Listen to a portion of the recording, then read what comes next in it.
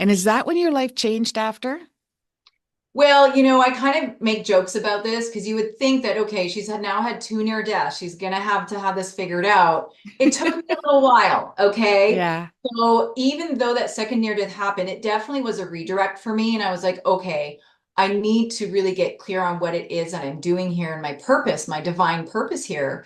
And at the time, I was still very much, um, trying to fit into, I guess, normal society, get married, have children, have a successful career. So I was still hooked into that programming. And I was playing the I'll be happy when game. I craved going back to that space, that heavenly space. I wanted to go back there. So I had Mm, this real push and pull happening in my life where it's like, oh, I just want to feel that again. And if I do all these things right, like maybe I can feel that again. So I played the I'll be happy when game. You know that game? It's a losing game. I'll be happy when I have children. I'll be happy when I have success in my career. I'll be happy when I find the love of my life. And I accomplished all the things that I thought would make me happy, and I was more miserable than ever. In fact, I went through what I would call a dark night of the soul, and this happened around the age of 30. And I had just had my second child, it was a boy, and I was in some pretty heavy postpartum. And I was so frustrated that I couldn't find that heavenly space again. I was so frustrated that I was doing all the right things and working hard and trying hard. And yet I was still feeling so empty and so sad.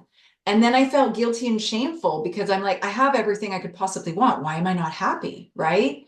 So I was in this deep kind of place of, the dark night of the soul that, some people talk about. yeah. And so I actually went into prayer one night because I was contemplating whether or not I could stay here.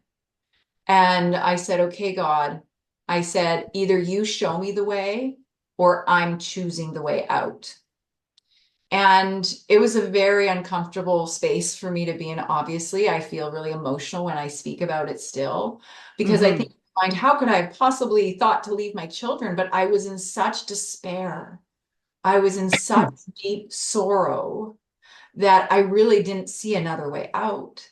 And so when I prayed, an angel came to me and showed me a vision of everything that I needed to do. So Wow. I had this incredible vision, and I grabbed that vision and I said, that's it. And I went head first into that vision. I jumped right in, and that was when things really started to shift.